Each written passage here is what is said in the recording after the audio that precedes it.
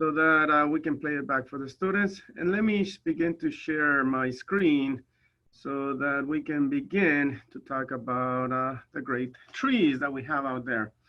And I could not resist when this came to me to include myself with all the other big, magnificent trees that are out there. So I'm sure you may have come across this image where it shows the largest trees in the world. And it's comparing them to some of the other landmarks. So such as me right here, that I'm going to be very small compared to a giraffe and compared to some of the European oaks that you see there. And then we have the Douglas fir right here. Then we have a eucalyptus, and then including General Sherman with the giant sequoias, and another eucalyptus, and then the Hyperion or the coast redwoods that we have here in California. And so when we look at this image, we have two of the trees that you see on that image. So including myself, we have here, not the European oaks, although I probably have photographs. I need to go back and search for them. But we have the native oaks to California. This one is the Valley Oak. It is over 800 years old. And you have, towards the bottom, you have some coworkers that were with me when we took that photographs. So those are found in the Valley, Orchid Ranch in the West Valley. And they are part of the historic sites here in California. So those are some of the most tallest and the most magnificent oaks that you're gonna see out there. And then we have the General Sherman, one of the most massive tree in the world, found here in California. So just a 2-3 hour drive into the mountains, and you've come across not only this, but a lot of other massive trees. So the biggest organisms in the world. And then a little bit further north, this is from Eureka. If you get a chance to go there, it's definitely worth to see the Sequoia National Forest. So some of the tallest trees in the world. And there I am at the base hugging it, at least this one. Very difficult to get an entire tree with me hugging it. So the tallest trees in the world are also going to be here in California. Now, what it doesn't show in the photograph are going to be the oldest trees in the world. So these are the bristlecone pine, found in 2-3 hours from here in Lone Pine. So these are, or some of the oldest, have been dated to be well over 4,000 years. I think the name Methuselah is used for the oldest individual that they think it's out there. Do not believe Google Earth. They don't show you the exact location. So the real location for the oldest tree is hidden because I don't want people to disturb the area and cause damage to the tree. So here's some of the oldest that live in very harsh area and for thousands and thousands of years. And then just a few other individuals that I've come across in Mexico. I came across one of the oldest and the tallest Montezuma cypress, Árbol del Tule. You can find photographs online if you want to look deeper into it. So there were a lot of these trees throughout this area. Now only this remains as being one of the biggest and the most massive trees of its kind that you're gonna find. And there I am at the base showing you that girth of that stem. And the iconic trees of Africa and or Madagascar, the baobab. So I came across one, I want to say this is the largest one. I think the Madagascar ones are much, much bigger, but you can see me here at the base for scale with this magnificent stem that it's going to store a lot of water and a lot of resources for the tree. So trees are going to be gigantic when you compare them to some of the other living things in the world. And so how is it that they got to that point? So it's important for us to discuss some of the vocabulary, some of the biology, how trees work, how trees grow, so that we can understand them a little bit better. And I had the opportunity to also stand by one of the first and the oldest eucalyptus that was planted here in California. Not as big as the Australian, but definitely the biggest one and the first ones to be planted here, which made them the oldest. No longer alive. So a couple of years after this photograph, they were removed. And so we have a tree, just for general purpose, a tree with several branches. So the first thing that we need to know is going to be two words. Number one is going to be the crown. So whenever I refer to the crown of the tree, I am talking about the tips of the leaves to the bottommost leaves. So basically all the green area, sometimes that is referred to as the canopy, the crown of the tree, or the canopy. So those are going to be two synonymous words that I may use, so keep them in mind. So from the bottommost leaf to the topmost leaf, and from side to side, the leftmost leaf to the rightmost leaf, that is going to be the crown of the tree. And then the stem would come out of the ground. So you have the stem or the trunk of a tree that is often referred to. And then you may have some of the lateral branches or the scaffold branches, as they are also referred as. So we have two and three important words here: trunk, crown, and branches. There are also other important growth patterns that you need to be aware of. Most trees, or many trees, are going to have what is known as an X current.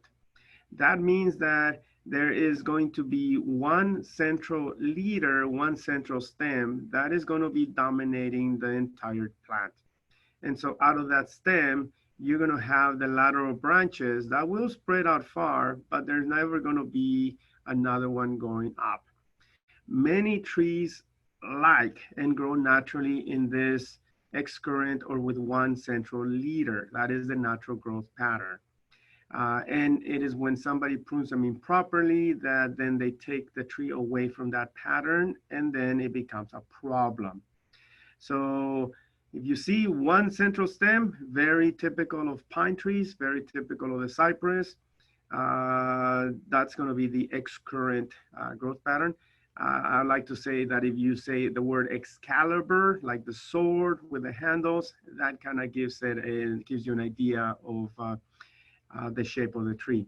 So that's X current. And then D current is going to be more of that broad canopy that we have seen, where the tree branches are going to spread out. Branches are going to be the same girth throughout, all of them eventually leading to the tips of the plant. So that's going to be the X current.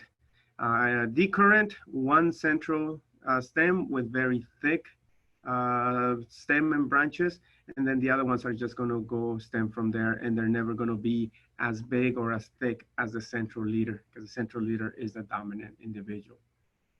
So be aware of these two words, just because I may ask, is this a D current or an X current form of the tree? And here is the X current, a few other examples so that you can see. On the left, we have our Norfolk Island pine, or also a star pine right here. So you notice with the star pine, one central leader from bottom to the top, and then branches emanating from that. And you see the same thing with the Norfolk Island. And here is our incense cedar, which has the same thing. You see some branches growing out from there. But this is also where you're going to have a lot of that pyramid shape on trees because of that. And then we have a D current growth pattern here with a perfect example of the Italian stone pine. It is natural for this. Common name is umbrella pine, because in nature, it will acquire this umbrella shape. So you see at some point, some of the lateral branches became dominant as well. And eventually it created a nice canopy for this tree to grow. So just an example of the D current that you might see out and about in Long Beach. And so when we look at trees, it is very important for you to understand that the height of the tree or the size of the tree only comes from the tips. That is where the growth of the tree will occur. So the base or the bottom, the stem will not grow another inch. So if I were to put a nail at the base of this tree or anywhere on the stem of the tree, and I were to come back 1,000 years later, the tree may be 300 feet tall from the tips, keep growing, but that nail will not have moved a single inch.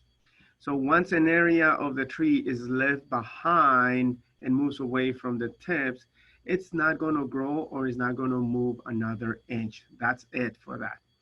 But the tips will keep on growing and growing and growing. And that is how the trees will get to that 300-foot height of those giant sequoia trees.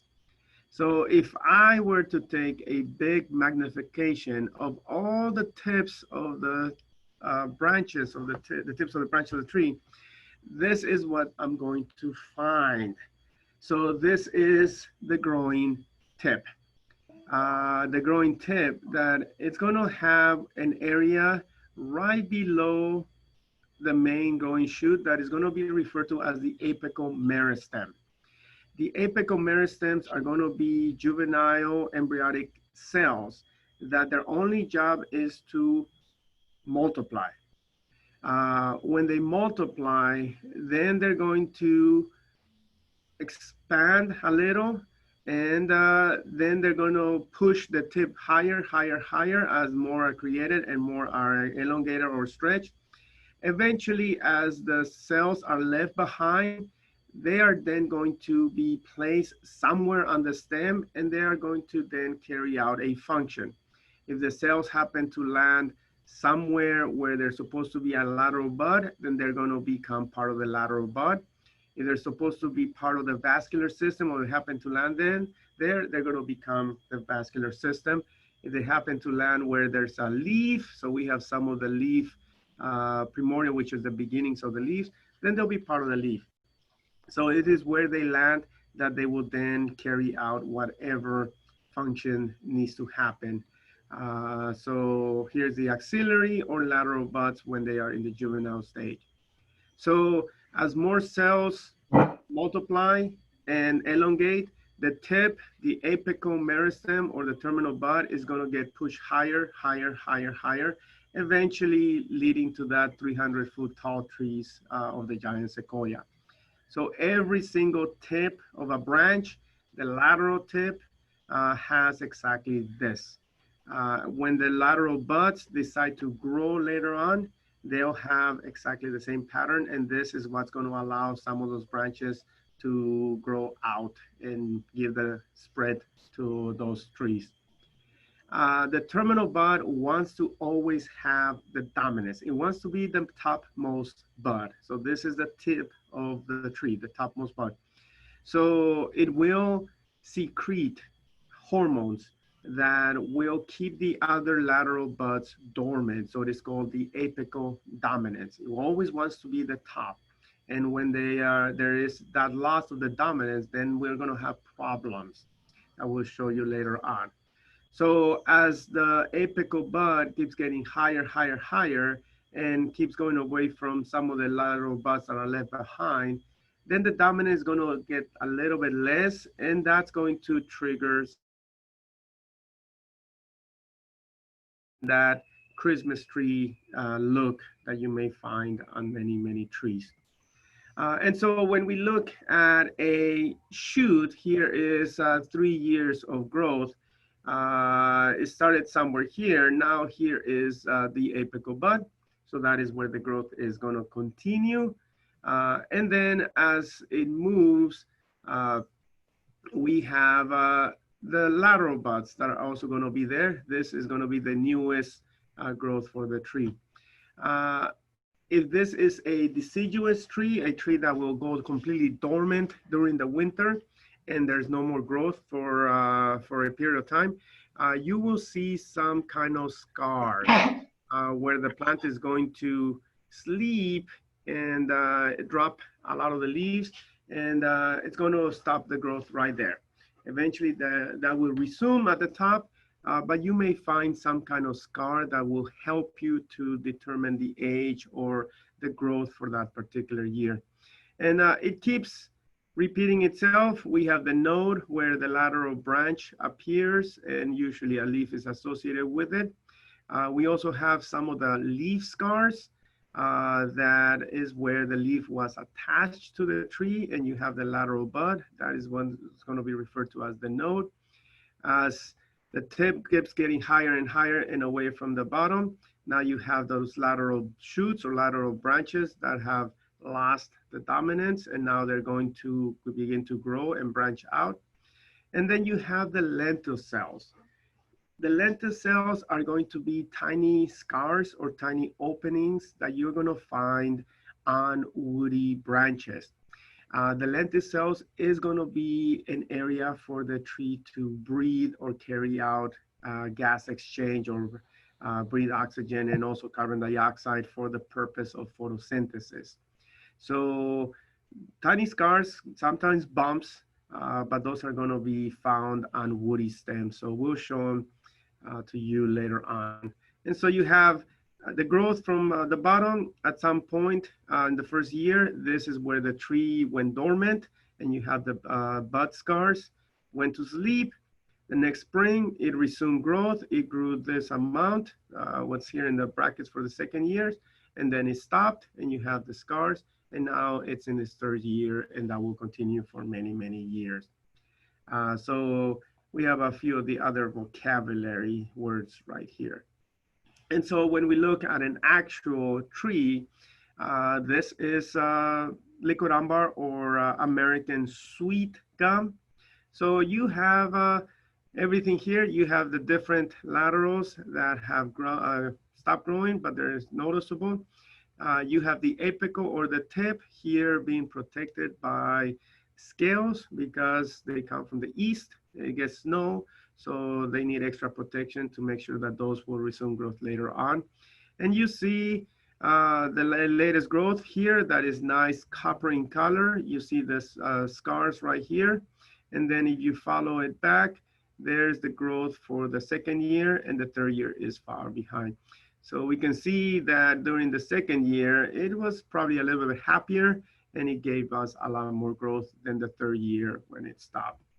And here is the lentil cells. So there are the bumps, all of them throughout. That's for the gas exchange to breathe. And here you see the scar very close together, very oppressed. That is where there were those scales that were protecting the bud when the snow came. And then those scales fall off, and then the plant resumed the growth during the spring. And you also see the scar. That is the leaf scar that would be where the leaf was attached to the plant. Now, in other places, I've heard where people take a plant ID and they are just given a twig, and they ask to identify the tree by simply looking at a twig and looking at all these characteristics. But in fact, if you really look close at trees, every single tree will have different scars. So here are the different leaf scars from different trees. And the markings in the center is the vascular system. So that is the vascular system that was connected to the leaf itself. When the tree decided to drop the leaf, it created a natural closure, and that prevents any pathogens from growing in. But we can see a very different pattern with the vascular system of different trees. So can you ID trees just by looking at either the vascular system? The answer is yes. Can you ID trees by just looking at some of the lentil cells? The answer is yes. Or can you look at tree by looking at just the dormant buds, their shape, form, style, like you see in these two bottom photographs? They're very different. The answer is yes, but that would be too extreme if you ask me. We're in Southern California. We have a lot of evergreen trees, so you can always find some other characteristic that would help you to ID a tree. I'm not gonna give you a twig and say, tell me what that is, because you can look around and you find those characteristics. Another thing that you need to be aware of is the word sucker when it referred to plants and trees. So many trees as an emergency response. When something happens, in this case, this tree is known as black locust. It is known for having a lot of suckering or having the ability to send out shoots from the ground.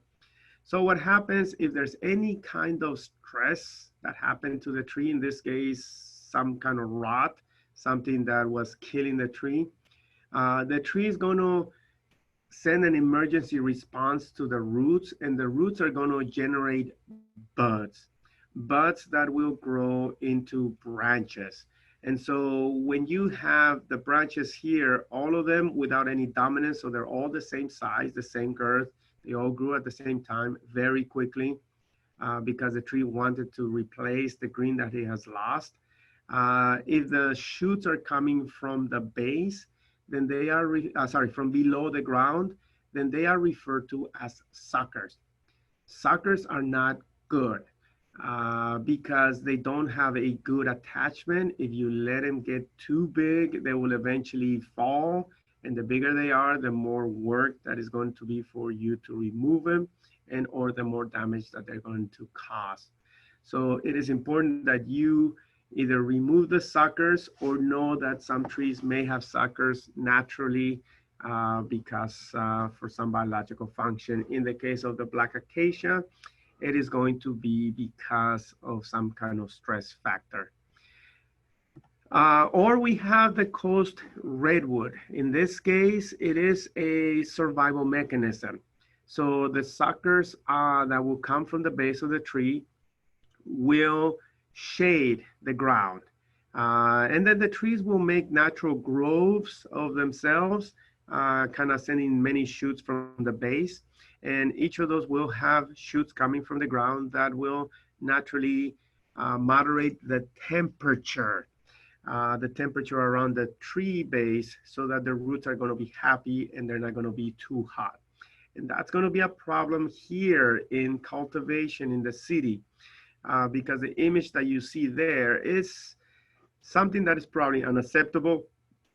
So they are made the suckers into a box, which it doesn't look as attractive. So they just shear it, kind of reshape it, and they pruned it, I guess. But next to it, we have this other tree where they have removed the suckers. They have now lifted the branches, and now there is access to the tree underneath it. This is not good for the redwoods, and that is why they are always under stress, because now you have the sun that is hitting the base and is not moderating the temperature. But unfortunately, redwoods are too big and they should not be planted in Long Beach because we have small properties. But ideally, the tree would like to be multi-stem because it wants to do that naturally. And you can train a few of them, but by that time, this will become, or this tree will take a lot more area than it has. So suckers, and if you need them, you can train them if you want to, but in most cases, you should probably remove them from the plant. And so then we have the leaves on the trees. The leaves, now we're going to be using two different words that I'm going to start asking you. Are the leaves compound or they're simple? So the leaves is going to have two parts. So you're going to have the tiny stem that is going to connect the leaf to the tree. That is going to be known as the petiole. And then you're going to have the green portion of the leaf that is going to be known as the leaf blade. So on the left, we have a very simplistic or a simple leaf that just has the petiole and the blade. That is known as a simple leaf. Because other trees are going to have compound leaves. So our tree of heaven will have a compound leaf. Our jacaranda will have a compound leaf. Okay, forgetting the other ones right now. Camphor tree, simple. Strawberry tree, simple. Bronze loquat, simple. And then you can start looking at the others. So what happens with the compound leaf is that the plant is going to have a petiole, so the area that is attached to the stem, but then there's going to be branching that will then give rise to what is known as leaflets, not leaves, leaflets. Keep in mind that a leaf begins with the area that is attached to the stem and it ends at the tip. And so here, the leaf starts here and it ends at the tip. So this is going to be one unit, one leaf. That is going to change your notion of the size of the leaf because many of these compound leaves are going to be very, very large. And we'll see even bigger later on. So when you look at the compound leaf, you have the lateral bud, always associated with a leaf where the plant, the leaf meets the tree. Then you're going to have the petiole, and then you're going to have different leaflets. And depending on the tree, then you may have a terminal leaflet or not. And once again, can you look at the leaf and look ID the plant? You can if you are train yourself to do so. So just be aware that not all trees are going to have simple leaves, and not all trees are going to have compound leaves. And then each one is going to have their uniqueness. So here are two other examples. We have evergreen pear that we'll see it later on. And then we have eucalyptus.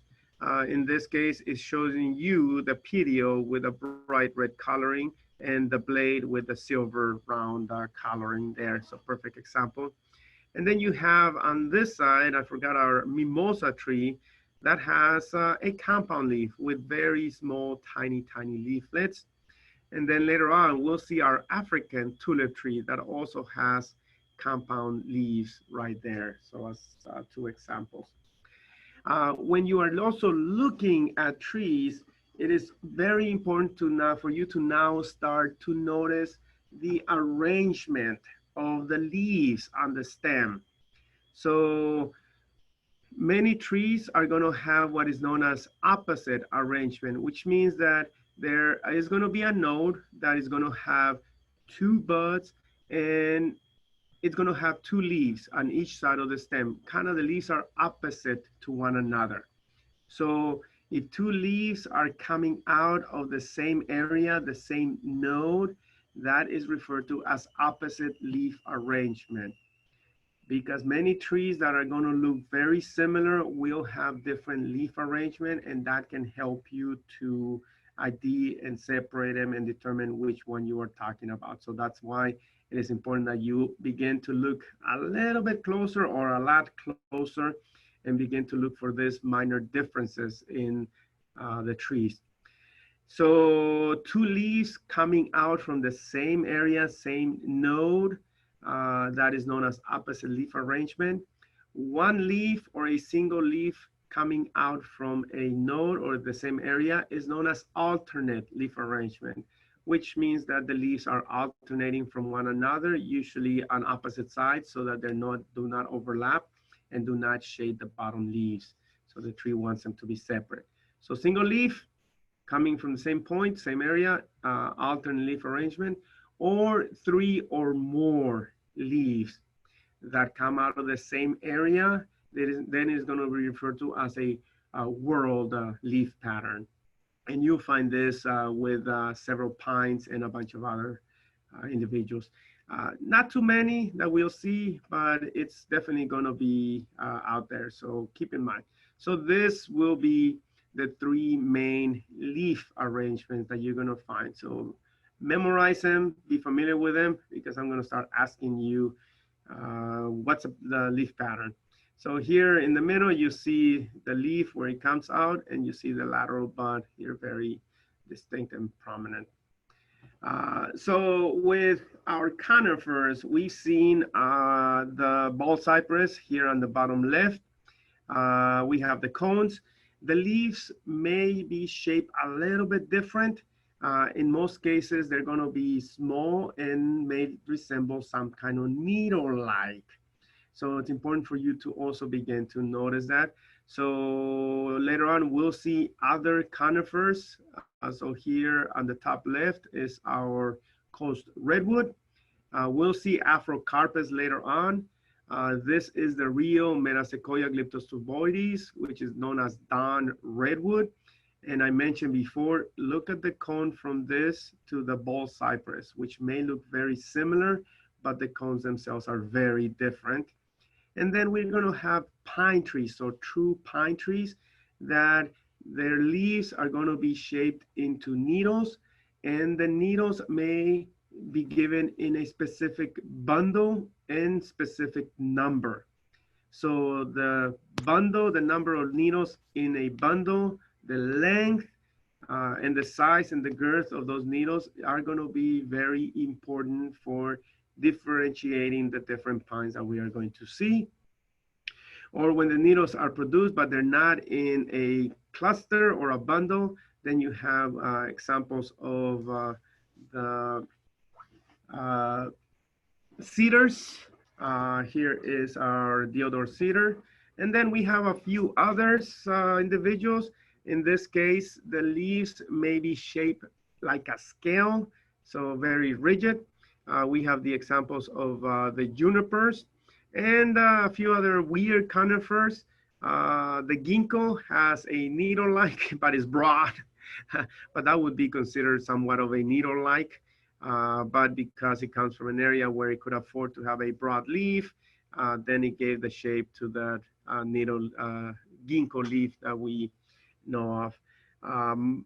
Arizona cypress here, and then Cerusuga, which is spruce, and even our blue atlas cedar right there. So leaves would change a little.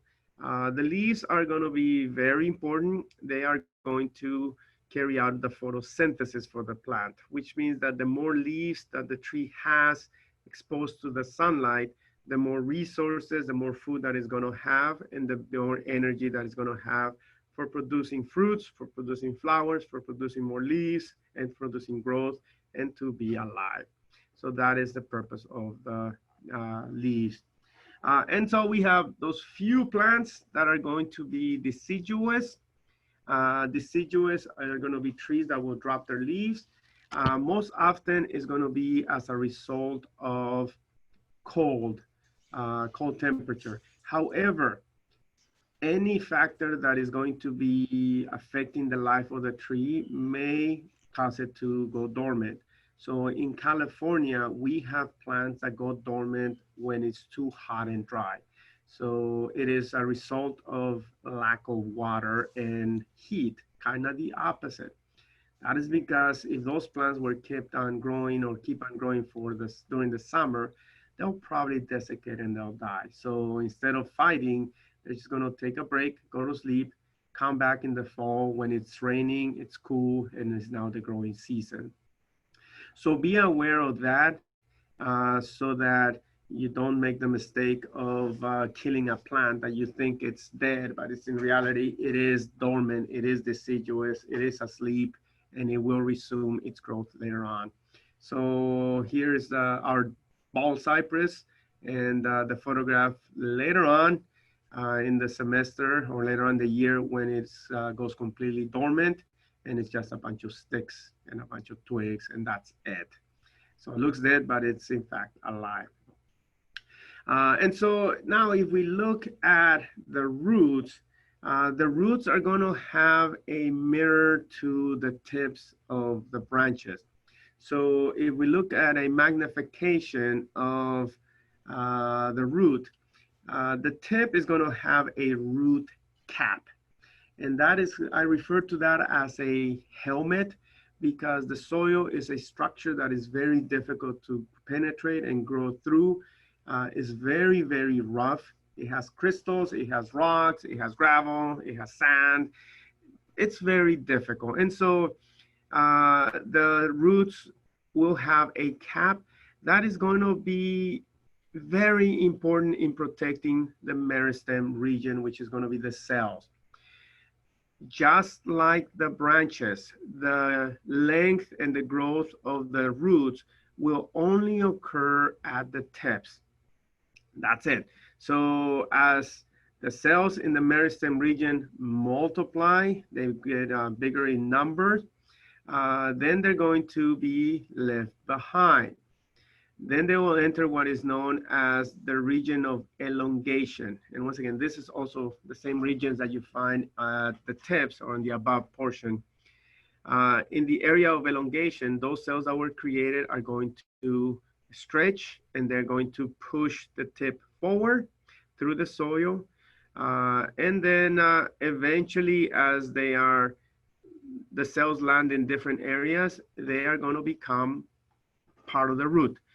They may become part of the epidermis, which in trees that is referred to as the skin or the bark, in this case, the skin or the outer section of the root. Or they may become part of the cortex, which is just the body of the root, or part of the vascular system, or part of becoming a root hair that is going to be important for absorbing water. So through this same action of having new cells being regenerated, then they elongate, the roots get pushed out and about, and that's how they're going to acquire the length. And here is the best diagram of the root system. So the roots are going to be found within the top 2 to 3 feet of the soil. I mentioned before, it is not correct when people say that tree roots grow deep. Now, yes, you can see what is known as an anchor root. So there are going to be many roots that will be pushed down and they are going to anchor the tree. Those roots do not have any kind of absorption, do not really play a big role in sequestering water, sequestering vitamins and minerals for the tree, but they will provide the support. However, if we look at the roots that are responsible for keeping the tree alive and for also helping in stabilizing the tree, they are going to be found at the top or in the surface of the soil. Why? Because the surface of the soil has oxygen, which is very important for plants. Plants do breathe oxygen.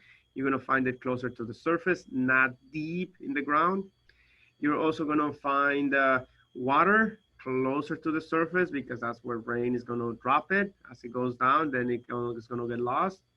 You're also going to find vitamins and minerals in the form of trees. It's going to be probably rotten leaves, organic matter that will decompose and get absorbed into the ground.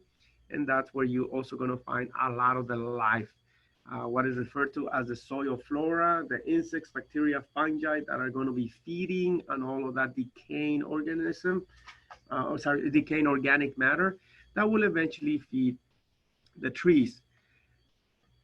Please do not fall for the root barriers that claim that will push the roots deeper underground, because if you put a barrier here, the roots are going to grow under the barrier and then they're going to come up immediately, because that's where the roots want to be, because that is where the tree can find the resources to be alive. It is also not true when they say that the roots are going to be found within the canopy. So that is not true. Roots are going to extend way beyond the canopy because they're trying to cover as much surface area, because that is where they're going to find the most amount of water far enough away from the tree. Something else that is very important, I mentioned that before, that if I put a nail here, this nail is not going to move. The same thing will happen with the roots. The most important part, or the absorbing part of the roots, are going to be found towards the tip. So whenever you see somebody watering a tree and they're throwing the water at the base of the tree, right at the trunk, that is a waste of water, because the absorbing roots are way over here outside. And so it is much more valuable for people to water outside the canopy or below the canopy than to simply focus the water right next to the trunk, which is not good for the tree. So roots are going to be on the surface, and that is why there is going to be a problem with cement. That is why there's going to be a problem with trees planted in very small areas, that the roots are going to keep on pushing away. If they cannot find the water in the soil, any pipe is going to be a source of water. So very tiny roots will go into the pipe, and as they grow, they will burst the pipe and they'll keep growing in there, absorbing the water. And it is not uncommon for most homeowners to, at some point, have to hire somebody to clean out the pipe. And most often, it's going to be the roots of trees if they have a lot of trees growing near them. Certain trees like ficus are going to be a lot worse in this. But at some point, if there is any kind of rupture in a pipe that allows the roots to grow in there, those pipes are done, because the trees are going to be very strong. The other very important thing that you need to start looking for is the area that is known as the root flare. And this is going to be the area where the stem and the roots meet. So here in this image, you see the stem, very nice. And then at some point, you see where the roots are going to flare out or fan out. And those are going to create a very nice, solid base for the tree. This tree is going to be upright for many years. The root flare is very, very important. This is where the tree wants to be. This is how deep the tree wants to be. It is unfortunate that a lot of trees can survive for many years in a container, and when they are planted directly from the container, they're usually planted too deep and they never make it. So the tree mortality for new trees is very high because often they are going to be planted way too deep. So we'll talk about that later on with the nursery. So now I want you to start looking at trees and tell me, or look to see if you can definitely see the root flare. So here's an example. I'll show you several other examples. Here is a street tree. We have a sycamore, and you see the nice stem and you see the roots flaring out from them. So we see the beautiful flare. Here's a ficus, a lot of surface roots. That is natural, unfortunately for it. But you see beautiful flaring from the stem, creating that solid base that the tree needs. Here is, I think this is an olive tree that also has a very nice, well-defined root flare. And here's another tree, roots on the surface, nice flare. Here's the opposite, and this is what you're gonna find. I think this is on Palo Verde and Willow, San Gregory Church. When I was there for a seminar, I was like, I could not resist taking the photograph, because this is what you're gonna see. You're gonna see a American sweet gum that stem is just coming out of the ground. First of all, you should never have grass that close to the tree. We'll talk about that later. But I do not see a root flare. And so I can tell you this tree was probably planted too deep. Is it going to be detrimental to the tree? The answer is, in the long run, yes. If it's planted too deep early on, maybe the tree is not going to make it. And I've had many people who had to replace the tree because they were planted too deep. And so there was a guarantee to them, which means extra expense. Or as the tree gets bigger, it will cause some problem where planting it too deep will shorten the lifespan. Because if water continues to hit this area, it'll cause some rot and probably allowing it to fall, or in this case, damage from the lawnmower and or the weed whacker. So just a stem coming out of the ground without that root flare is not going to be a happy, healthy tree. So be aware of that root flare from now on. And then you have the girdling roots. Here is a California pepper, mature one. And it is a consequence of containers. So we have container plants, trees that come from nurseries that are kept in the pot for many years. So as soon as the seed germinate from the tree, the roots need to explore, they need to expand, they need to keep growing out. And so that's going to allow them to cover that big area. However, when you take a tree and you put it in a container, in a pot, where now the roots are going to hit the edge of the pot, then they're going to go down, eventually hitting the bottom of the pot, and then they're going to go around and around and around until they create a very large root ball. Ideally, when you're going to plant a tree like that, you need to open up the roots so that when you plant the roots and the tree, you are going to flare out the roots to give the tree a good opportunity for the roots to go out and grow into the native soil or whatever soil you're planting it in. But when somebody just takes that tree with the roots that are growing around and plant it, as a result, the roots are going to keep going around the same area and they're not going to change. Eventually, as the roots get thicker and thicker and thicker, they will literally choke the tree or they will kill the tree. So this is a serious problem. Not only that, that root is not helping in the support or the anchorage of the tree, which means that it could also cause a weakness to the tree and the tree can fall. But if something like this is not remediated by cutting it, then the root will continue on getting thicker and thicker and thicker until the tree gets choked and it's going to die. Here is another large tree, and if you notice, the shape of the roots are in a perfect square.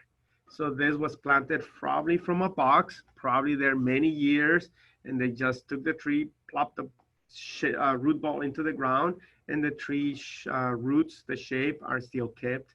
And again, it doesn't have that nice flare that we saw with the other trees. And then eventually they will collapse. So here is a pine tree that it did not really have good root system. So only one root that is kind of going throughout towards the bottom left.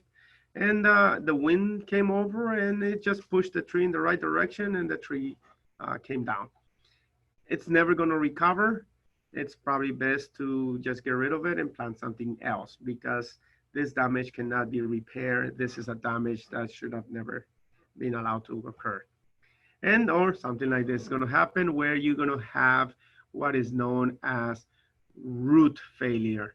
So in this case, the tree is one of the oldest eucalyptus that I mentioned before. And there I am at the top left at the base of the tree when it came down. So when the tree simply falls and is referred to as root failure because the roots were not able to support the tree anymore. So that's the example here. Now, if we take our magnification and look at the stem or the trunk of the tree, it is very important for you to understand that a lot of the trees that we're going to be looking at are going to have what is known as the secondary growth. So the first growth is going to be the height that is coming from the tip that is going to allow the tree to get higher and higher and higher. And the same thing with the roots. The secondary growth is going to be referred to as the girth of the tree. And that is what's going to make the trunk thicker and thicker and thicker and thicker. And so inside the tree, right behind the bark, we're going to find a very important area that is going to be known as the vascular cambium or just the cambium. I like to refer to it as the vascular system of the plant. Within the vascular system of the plant, you're going to have two very important tissues. So towards the outside, you're going to have a tissue known as the phloem. The phloem is going to be very important because it is going to be the conductive system for the sugar and or the energy food for the tree. The phloem is going to be a two-way system. So resources are going to go from the leaves that are produced by photosynthesis, and they're going to go to the roots where they're going to be stored, or they're going to go through the trunk. The stored energy that is put in the roots and the tree goes dormant when it's needed in the spring, it's going to be then moved from the roots via the phloem to the leaves, flowers, wherever the energy is going to be needed. So it is a two-way system. The phloem is going to have an opposite side. So towards the inside is going to be the xylem. The xylem is going to be a one-way system that is going to move water. It's going to move water from the soil that is going to enter the tree through the roots, put into the xylem, and then move up to the leaves wherever the tree may need it. And usually the leaves, because that's where photosynthesis is going to be carried out.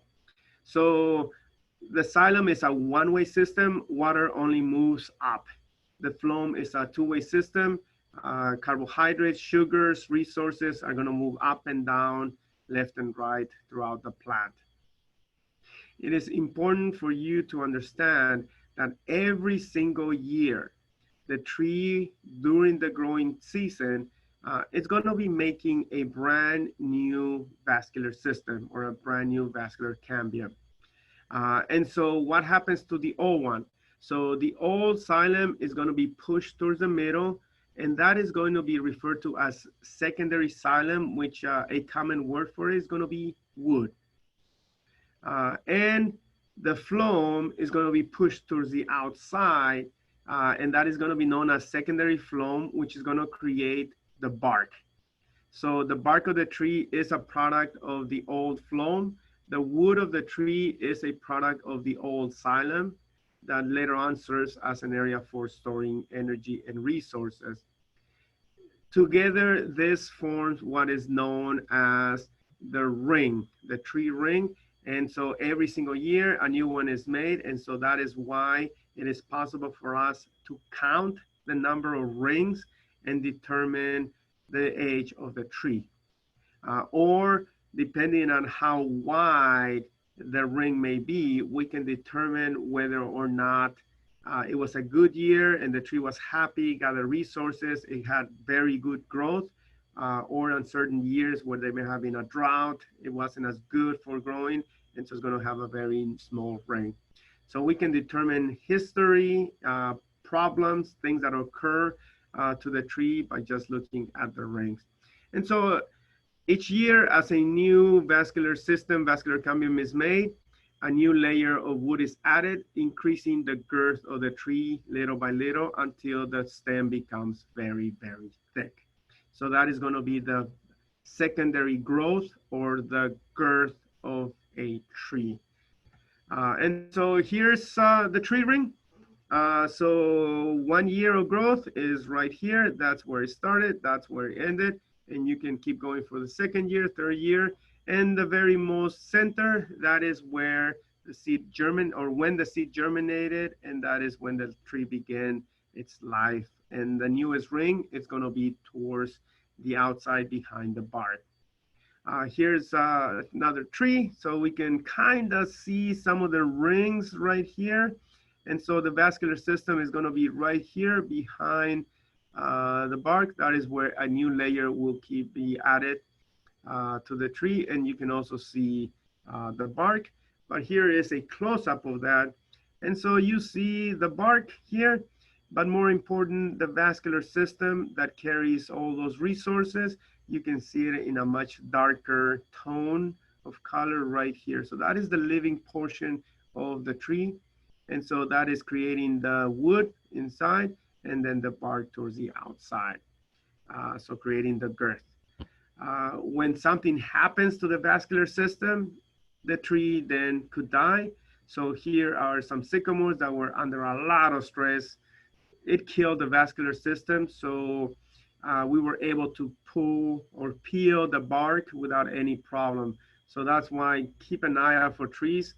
And you might see this, if the bark peels very easily, most likely it is no longer attached to the tree, which means the vascular system is dead. The other thing that is very important for you to understand is how the trees protect themselves. Now, we humans have a closed system. We have an immune system. So if there is a pathogen that goes inside, it gets fought off by our immune system. Trees also have an immune system, so they can also fight diseases. So we have antibodies. Trees have plantibodies. However, there is going to be a point when trees may get infected by a wood rotting fungi or a wood rotting organism. So the organism that is going to create problems to the stem. And so the way that tree will then protect itself, it cannot remove the fungi, it cannot exclude it, but it can isolate it. So it can compartmentalize or isolate the organism. So it's going to isolate it when the tree detects that a foreign organism has been able to go in. It's going to create several layers, several walls that will make them very hard, and they're going to be loaded with compounds, chemicals that will create and isolate the organisms. So that is referred to as CODIT. It is an acronym. Know it because it refers to the compartmentalization of decay in trees. So what happens then is that when the tree gets infected by a wood rotting fungi, it's going to harden the walls around that organism to keep it isolated. But what they found is that the walls are going to have different levels of strength. So the first wall is going to keep the organism from moving up and down. So that's going to be the top and bottom wall. The second wall is going to keep the organism from moving in or out. And then the third wall, number 3, is going to keep the organism from being able to attack left and right.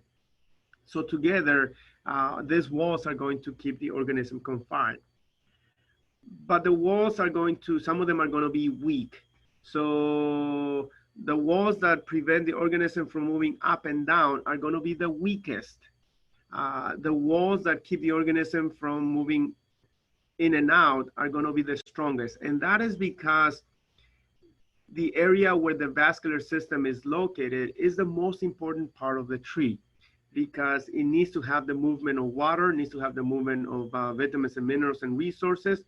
And so as long as the decay does not harm the vascular system, the rest of the tree can potentially be eaten by the organism. So those are going to be the strongest wall, the ones that are keeping the organism from moving left and right. And so if we look at this diagram here, at some point an injury allow for a fungi, a wood rotting fungi, to infect the tree. The fungi can fight the walls or can fight the tree's defenses. And so because the walls that prevent the fungi from going up and down are the weakest, you will usually see trees that are going to be hollow. So the decay is going to move up the tree and down the tree, and very little or movement will occur towards the outside. And so you have exactly this example right here, where we remove a tree. I think this is a California pepper, if I'm not mistaken. And it was hollow inside, so much that somebody threw rocks and debris inside. So when we look at this example here, the center, again, it's rotted. It's already gone. We see a darker color. So this is some of the bacteria, some of the organism slowly preparing the wood to be ingested. So kind of working at it, killing it a little bit at a time. And so you have, after that, some very healthy material in the vascular system. So the tree can continue adding new rings, new girth, where the tree may be completely hollow, but it's still safe to stand up and be alive for many more years. So just having a wood rot or an infection doesn't necessarily mean I need to remove the tree because it's going to fall tomorrow. Trees can still have very strong, solid stems if that rot is just confined to some of the interiors, and or if the tree is healthy enough that it continue to produce brand new healthy wood towards the outside. So some of this hollowness is going to be very common with some of these old trees. So here is a California pepper. It's hollow inside. It's hollow here. There's holes. I can probably put my hand in there and go from one end to the other. The tree was still standing and it was safe to be up there.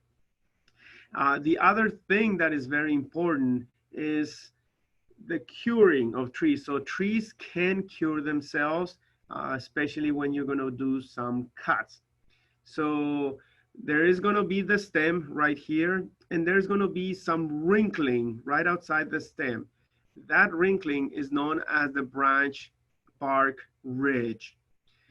It is very important that you do not cut those wrinkled stems or the wrinkled area, because that is part of the stem. What you need to cut is the branch, which is going to be known as the branch collar right here. So this diagram shows you exactly that. The dotted line shows you where the cut should be made. Later on, we're going to talk about pruning, which is going to happen where people are going to damage that branch ridge, and then you're going to have serious problems. But assuming somebody did a very good job in pruning the tree, such as this is a branch collar ridge, and that is part of the stem. That is not part of the branch. So removing it is going to have permanent damage to the stem that will probably cause some rotting organism to go enter. But the branch was removed, leaving that stub. I guess we're going to call it that like that. And the tree is healing. So when we look at this other image, we see the vascular system on this branch is creating healing tissue. It's creating a callus that will eventually keep growing and keep closing and closing and closing. So here we see that it has closed about 1/2 inch. So this is healthy, happy tissue that is now clean, healing this branch that was removed. And if we keep fast forwarding time, this is what's going to happen eventually. The two healing sides are going to meet each other, and they are going to completely seal off that wound. And so this is when the tree has done a very good job of healing itself after certain branches or several branches have been removed. That's what we want. This is the bald cypress in the garden. So some very large branch was cut, and now you don't even see the remnants of the cut. You just see that area that was sealed off by the tree. And or here's the opposite, where some cut rips the bark, some cut rips a branch where it's not as clean, and the tree is not going to heal completely. So a mulberry that you can see the tree trying to heal, you see beautiful healing tissue, but it's ripped. It's not going to do anything more than that. Or it is always best to make cuts when the branches are small, because the bigger the branch, the bigger the damage, and the longer that the tree may take to heal. In this case, it would be many, many years before this gets healed, if it gets healed completely or at all. So very important to cut them as soon as possible, and don't rip the bark, because that is not going to be good for the tree. It's amazing that if you have some kind of connection to the vascular system and or the roots, trees can continue on living. So in North Long Beach, I found a Chinese elm that about 90% of the bark is completely gone, no vascular system. Only a very tiny strip is alive, leading all the way to the roots.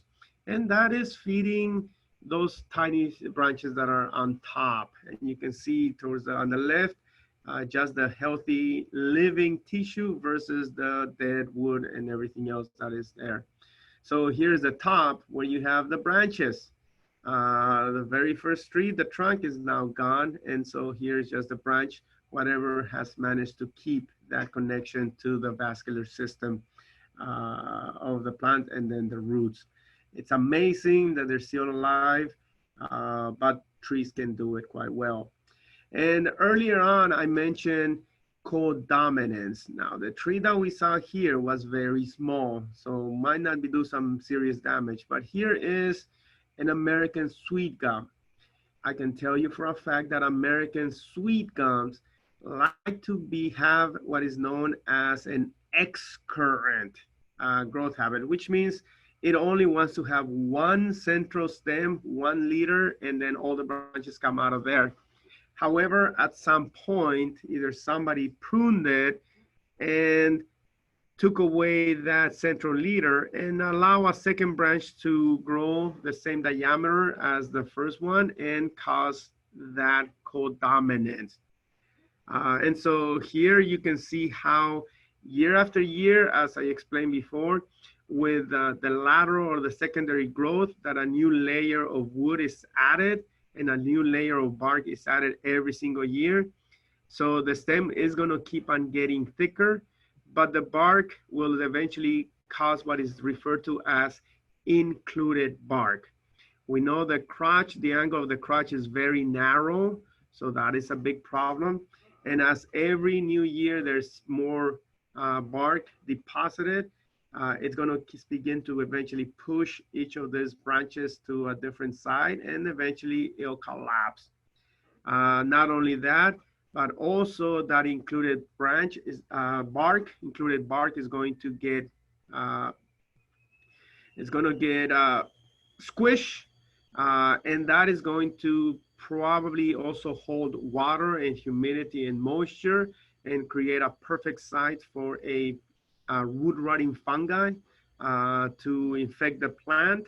And eventually the wood rotting fungi will create a weak point, an even weaker point, compounding the problem and speeding up the failure, where the branch on the left is probably going to hit the house and the branch on the right is probably going to go all the way to the other side of the street, blocking the streets, hitting the cars and everything else.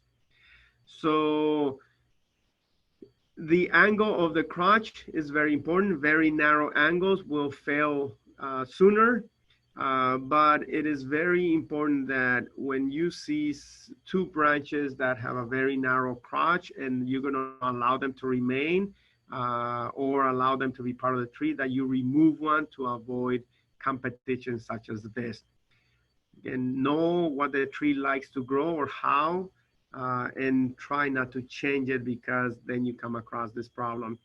I'll say this branch should have been removed about 30, 40 years ago when it first started to grow out, to avoid this problem.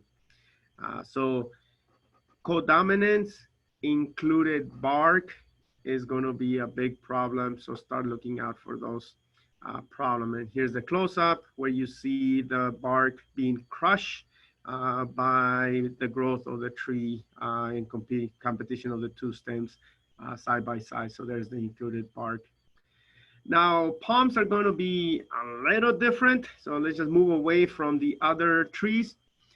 First of all, palms are not going to have any secondary growth. So the girth of the stem of the palm is going to be the same girth from the bottom all the way to the top. So that's the first thing that you need to know. So there is no secondary growth on palms. So they don't really have what is referred to as wood or woodiness. The other thing that is very important with palms is that they are only going to have one main apical bud, and that's it. So if anything were to happen to the tip of the palm, that palm is dead, and it's not going to have any way of growing back or any way of restoring itself. So it is very important that the tip of the palm be protected at all times. So here's the queen palm, two of them planted together. They don't look nice, but okay, that's fine. And then the roots of the palm. We saw with some of the other trees that there may be some central roots and some branching. That will eventually get girth as well. So just like we saw the girth on the stem, in the root system, the same thing will occur. So the roots will keep getting thicker and thicker and thicker. Palms don't have that. So when you look at the roots of a palm, here's the brand new roots, they're all going to have the same girth. And they're just going to get into the ground and grow and anchor the plant. And then palms are known for having roots that will literally burst out of the stem. So here's the brand new roots, and you have the stem. So they have the ability to form roots throughout the stem. And eventually those roots will give the palm a broader base that will allow it to keep growing higher and higher and higher. But the roots are not going to get thicker and thicker and thicker. They're going to be more in number, but not in girth. So be aware of that. And also the vascular system of the palm is going to be different. So we learn with the other trees that the vascular system is going to be located behind the bark and is going to cover the entire perimeter or circumference of the stem. With palms, they are going to have the vascular system in what is known as bundles or clusters. So here's the vascular system that has the xylem and the phloem, and they're going to supply the palm with water. And also within those vascular system, there's going to be cells that are going to become rigid, and there's also going to be fiber. So the way that palms are able to sustain themselves is by becoming rigid, not having girth or thickness. So the stems are going to have uh, thick cells, and the vascular system are going to behave like rebar. So when they build a house, they put some rebar, some wires, metal that are going to help support and stabilize the house or the building. It's the same way that is happening with palm. So there are nice rebarbs in every single of the vascular system that will give that extra support to the palm, and you add the strength of the cells, and you have palms that can reach 100 feet high without having to fall. That they will sway with the wind, and they will remain upright for even during hurricanes. So that's how strong they can be. So it's a combination of the system, kind of rebar-like, made out of fibers, and the thickness or rigidness of the cells that give the palm that woody-like texture to it. On the left, we have the vascular bundles. You can see those little dots on this palm that was cut, and you can see the roots here, how they just burst out of the stem itself. So this area is roots, this area is the stem. So you can see how the root system can add more girth to the stem and broaden the base to help the palm survive. And so having damage on the stem of the palm is not a serious problem. With the previous trees, if they were to be girdle all around the stem, that tree is dead, because the moment that you sever off, the moment that you disconnect the vascular system from the roots to the leaves, that tree is now has received what is referred to as the kiss of death. It's going to take some time, but if you were to girdle a tree, a normal tree, the stem of the tree, it's dead, because the palm have the vascular system in bundles scattered throughout the stem. You can damage the perimeter, the circumference of the stem. You can damage up and down, left and right, and the palm is still going to be healthy and happy and live for many, many years. So this damage is not detrimental to a palm, but it could be detrimental to some of the other trees that have the secondary growth. And something like this, where you have a stem that is going to be different girth, in most trees, this is not going to make it because the top would be too heavy and it'll probably snap. But in Long Beach, I found this, and it's weird. I talked to the palm expert, and he's seen it, and he also like, yeah, it's kind of weird that this shouldn't be happening, but we have the base of the palm that is very thin compared to somewhere higher up, and you have roots trying to grow. We don't know if it's a problem from the nursery. We don't know if they were not cared for properly and they were just experiences of stress, but we know that they're out there. So keep your eyes open for them. I think these are on Atlantic and like San Antonio, that area. And then here we have a palm that fell, a Canary Island date palm, where it's root failure. So here we have their new roots that, again, were not attached to the ground, but at some point, the roots rotted and the tree fell. I think this is Echo Park in Los Angeles. And so this is, it will happen. So roots are important. And just to wrap it up, here's just something you don't see too often around here. These are cherry trees, pink cloud cherry trees.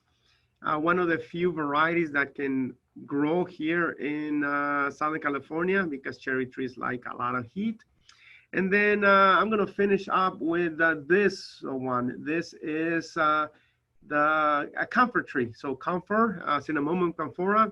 I mentioned before that in Paramount, there is a historic tree. So this is it. This is the hay tree. So not too far from campus, just as when you cross to Paramount, I think it's on Atlantic Boulevard on the left side. You'll see it, it's Paramount Civic Center. It was planted way back in the days. Here's the stem of this beautiful tree. And there is the plaque that made it into a California historical landmark. So with that beautiful tree and knowing now how and why they can do all they can do, we'll end it today, and I will take any questions that you may have. So you can unmute yourself and ask a question if you need to.